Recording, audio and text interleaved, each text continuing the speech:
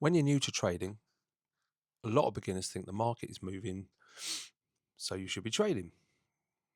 But that's exactly where a lot of people go wrong.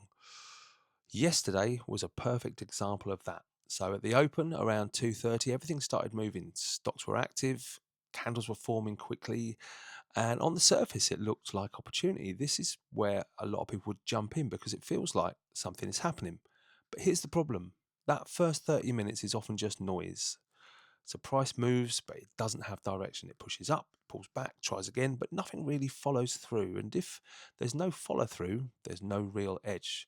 So instead of trading that, I was just watching.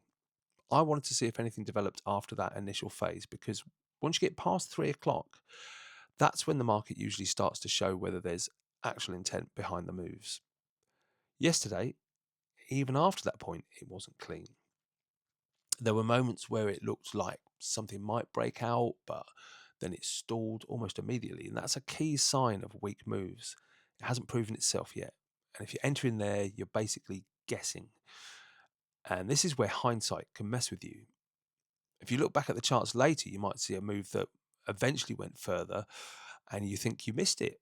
But in real time, it didn't look clean. It didn't have confirmation.